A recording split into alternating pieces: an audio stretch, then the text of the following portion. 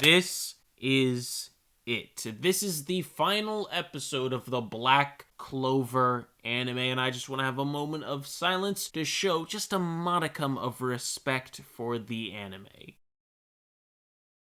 Okay, moment of silence over. Sad boy hours is over because after this anime, we get an whole-ass movie. And there's no, details about the plot of the movie yet, but people are speculating based off of the one image we have pertaining to the movie that it's gonna deal with Yami's homeland, which I think is, I don't know the actual name of it, but it's like the Rising Sun or whatever, something like that. I don't know, but either way, I'm hyped. I'm hyped. Are you kidding me, dude? A Black Clover movie in theaters? That about to hit different. But that's quite enough about the future possibilities. It is time to reel myself back into the present and watch this episode. And after I do so, I will be right back to talk about it with y'all. So, see ya soon. No, that is how you do a finale! That is how you end off your show! I don't know what it is about Black Clover, but recently, maybe it's because, the thought of the show ending is ever present in my mind, so it's making, the impactful moments hit way more because I know that this is sort of like the end. Or maybe it's just because the actual content of the episodes is just so good and it's impactful because that's what's happening. I don't know what it is, bro. But regardless, it hit, it's hitting, it hit it did all of that, dude. And speaking of hitting, no other episode that has come before has hit as hard as this one did.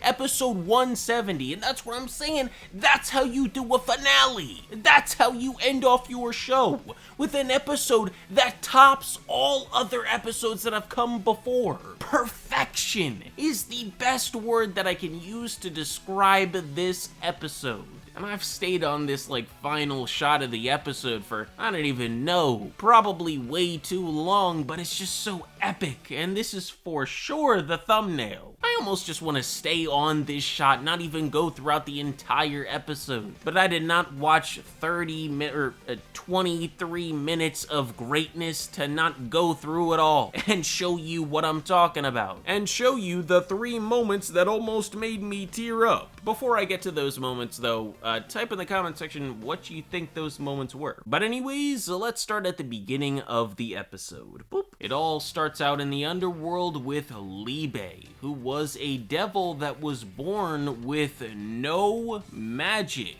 Coincidence? I think not. Anyhow, though, since he was a devil born with no magic, he was treated a lot like how Asta was in the human world when everyone found out that he didn't have any magic, although it was a little bit more brutal here in the underworld. And this dude, I don't think his name was mentioned, but he's one of the main people that was always oppressing Liebe, and he really took delight in Liebe's suffering. And in this scene right here where Liebe has just endured a severe beating, bro is looking for some crying or a distraught face, something that he can take pleasure in for beating up on somebody that is so weak. But unfortunately for bro, he does not get what he wants, because here, Liebe actually cracks a smile, because he didn't care anymore. He didn't care about anything. I guess, in a way, you could say he just kind of accepted it here. It's yeah, this is it. This shit sucks, but it is what it is. In response to this, though, the devil that was holding him just chucks him up towards, the gates that are blocking the underworld from the human world, in hopes that, I'm guessing, it would just kill Liebe, and that's kind of what Liebe was hoping for too, that this would just be the end of his life right here. But that's not how it goes down. Since Liebe has no magic, he just slips right through the gate. His time in the human world, though, isn't much better, because, he is a devil after all, so he's treated with basically the exact opposite of hospitality by most. And by most, I mean all except for one, which would still technically fall under most, but all except for one works better in this instance, in my head, so yeah. And that one is Lictia, Asta's mom. And she has some very interesting magic. I don't know how many of y'all have seen Dragon Ball, but Bulma's capsule corp capsules that she can like put anything inside of, and you like click the top and throw it on the ground, and that thing that you put inside of it is now outside and regular again. That's essentially her magic. She can put anything that lacks mana into a container, but she also has another ability. Her body robs magic and life from whatever's near. So yeah, she kinda a little bit OP.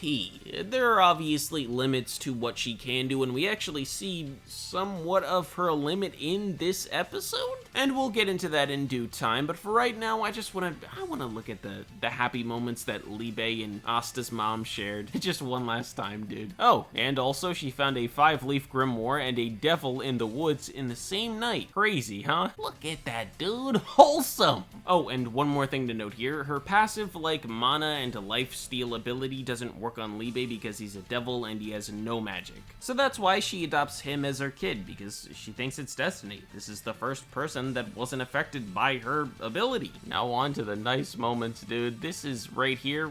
Oh, missed it twice. Hold on. Bro, this is one of my favorite shots in the episode. It's just so sad that the very next thing that happens is so horrible, because Liebe gets taken over by Lucifero, which I was completely unaware that this was one of his abilities, that he could like take over other devils, but I guess that's what you can do as such a high-ranking one. Asta's mom wasn't having none of that though. She starts using her ability to drain away Lucifero's mana and release his hold on Liebe, and it works, but not before Lucifero gets a shot in. Also so sad she had to give up her baby, I'm assuming because of her passive ability.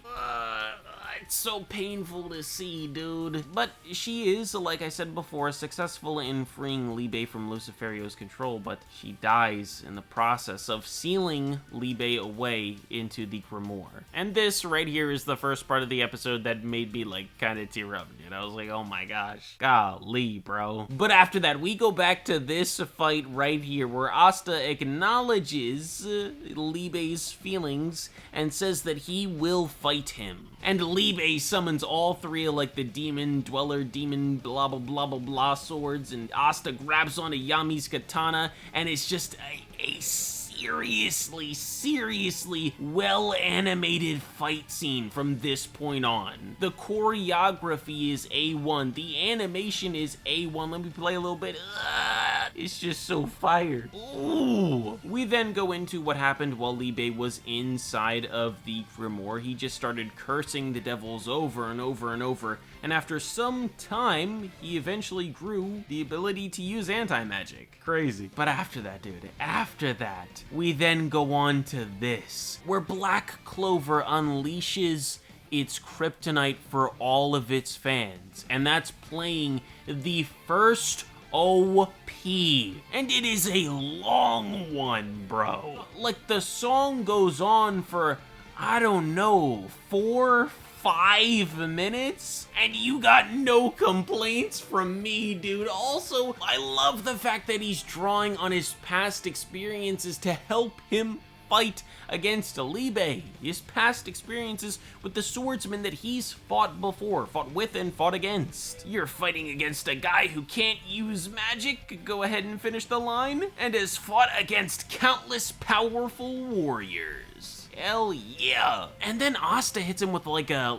death thrust or something like that. I don't know exactly what this is or how he even did it, because he doesn't have any magic. So I don't know how he did that much damage just like by touching Liebe's chin or neck with the sword. I don't know, but it's really cool. Forgot to mention this though. The second moment where I almost teared up was when the first OP started playing. But after Asta did whatever he did, Liebe is defeated and the demon ritual is about to be completed, and Liebe is about to essentially become a slave to Asta. But Asta says, nah, I'm not having that be how it's gonna be. Instead, me and this devil dude, we're gonna be friends. He's like, I'm not gonna control you, and you're not gonna control me. We're gonna be friends, we're gonna be partners, and we're gonna do this. And up next comes moment 3, where I started tearing up, and that's right here, dude. Moving on, though, they then get like these weird wristbands on the wrists, signifying that they're now joined and one is not greater than the other. They're both on equal footing. And Nacht comes up to him and tells him that doing the devil ritual this way with his demon was the right thing to do. Now, it's time for me to whoop you into shape and make you the ultimate weapon, dude. We then got everybody getting ready for their assault against the Spade Kingdom. Baby girl! But yeah, we got all these people getting ready for the fight. And at the end of the episode, we get a nice little reappearance of a certain character. And he's saying he's gonna spar with Yuno to help him in his training, dude.